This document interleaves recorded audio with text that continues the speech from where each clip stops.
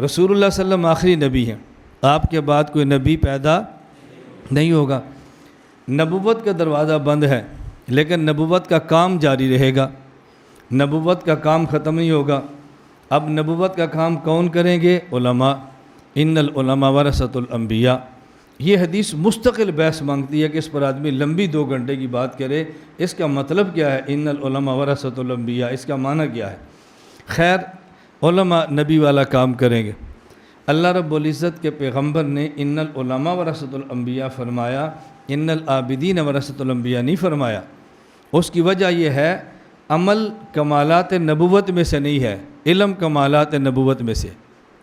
یہ بات ذہن میں رکھ لیں، عمل کمالات نبوت میں سے نہیں ہے، علم کمالات نبوت میں سے ہے۔ اس کی وجہ مولانا ننوتوی نے تحذیر الناس میں یہ پیش کی ہے، کسی شخص کا کمال وہ ہوتا ہے جو اس میں ہو اور دوسرے میں نہ ہو، یہ ہوتا ہے کمال۔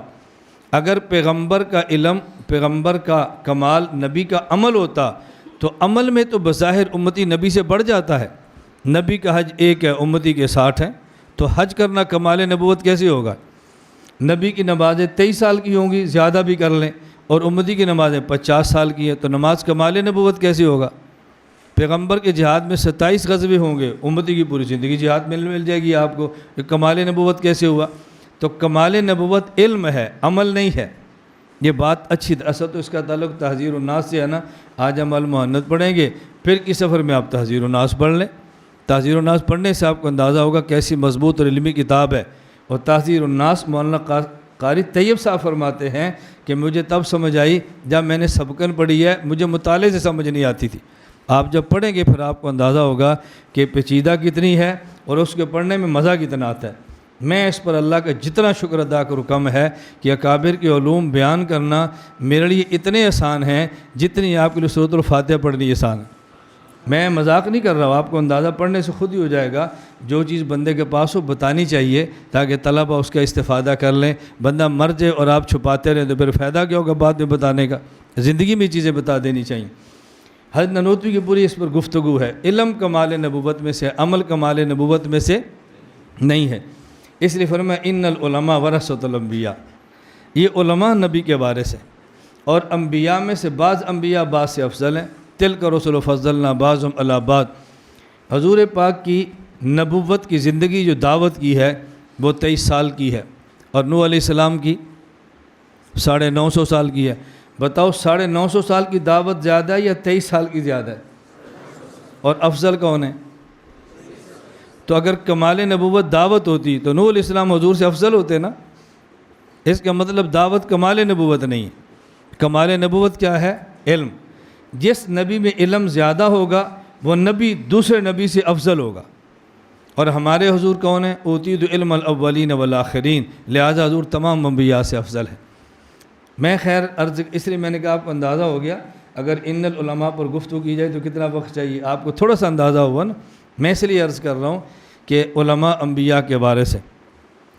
جن مراحل سے نبی گزرتا ہے ان مراحل سے نبی کے وارث علماء کو گزرنا پڑے گا۔ اگر کوئی عالم ان مراحل سے گزرے نا، یہ اس عالم کا نقص اور عیب نہیں ہے، اس کی خوبی ہے۔ اور جو ان سے نہ گزرے نا، ہم یہ تو نہیں کہتے نقص ہے، لیکن ہم کہتے ہیں کہ خوبی نہیں ہے۔ مثلا پیغمبر کو جن مراحل سے گزرنا پڑتا ہے ان میں ایک مرحلہ ہے وَكَذَلِكَ جَعَلْنَا لِكُلِّ نَبِيٍّ عَدُوًّا، ہم نے پیغمبر کے کچھ تکوینی دشمن بنائے ہیں جو نبی کی مخالفت کریں گے۔ جب عالم کام کرے گا تو اس کے کچھ تکوینی دشمن بھی ہوں گے۔ مولانا قاسم صاحب مردان میں کام کرتے ہیں، اگر کچھ ان کی مخالفت ہے تو یہ طرز نبوت ہے، اگر نہیں ہے تو اس کا معنی کہ سوچنا چاہیے کوئی گڑبڑ تو نہیں ہے۔ میں یہ بات کیوں کہہ رہا ہوں؟ جب ہمارا عالم کھڑا ہوتا ہے، کچھ اس کی مخالفت ہوتی ہے تو ہمارے لوگ سمجھتے ہیں کہ مولانا صاحب میں نقص ہے۔ مولانا صاحب میں نقص نہیں ہوتا، یہ وارث نبوت ہے۔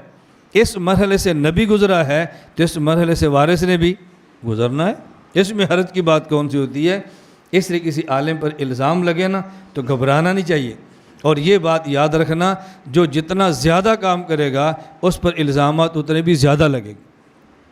حضرت مولانا فضل الرحمان صاحب پر الزامات لگتے ہیں نا، کیوں؟ اس لیے کہ وہ گھر بیٹھے ہوئے ہیں، اس لیے کہ وہ کام نہیں کرتے۔ جو نہیں کام کرے گا اس پر الزام نہیں ہوگا۔ آپ کے مدرسے کا مدرس ہو، اس کی داڑھی ہو، تسبیح ہو، خانقاہ ہو، اللہ اللہ ہو، کسی کچھ نہ کہے، لوگ کہیں گے بہت نیک آدمی ہے۔ اور وہی میدان میں نکلے دشمن کا مقابلہ کرے، لوگ یار مولوی صاحب کے اس سے کیا تعلق ہے، ہم اس کو بہت شریف آدمی سمجھ، دیکھو یہ کیسا نکلا ہے۔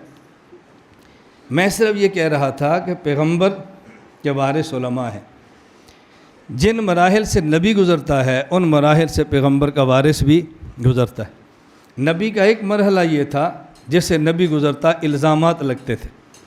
علماء دیوبند نبوت کے صحیح جانشین ہیں، لہٰذا علماء دیوبند پر الزام لگے تھے، لگتے ہیں اور لگتے رہیں گے۔ یہ بھول جاؤ کہ الزام نہیں لگیں گے، بس الزام کو دیکھ کر دل چھوٹا ہو جائے، یہ نبی کا وارث نہیں ہے۔ الزام لگے اور کام کریں۔ میں میدان میں ہوں، مجھے ان مراحل سے گزرنا پڑتا ہے۔ ہمارے بعض شاگرد ہیں، مرید ہیں، تعلق پریشان ہوتے ہیں، کہتے ہیں استاد جی فلاں بندہ نے یہ بات کی، کیا کریں؟ میں کہتا ہوں کام تیز کر دو، بس کیا کریں؟ کام تیز کر دو، کام تیز کرو۔ میں نے کہا مجھ پر الزام تو کام کی وجہ سے ہے نا، کام تیز کرو، الزام دفن ہو جائے گا، کام چھوڑ دو گے الزام میں وزن آ جائے گا، بس کام جاری رکھو۔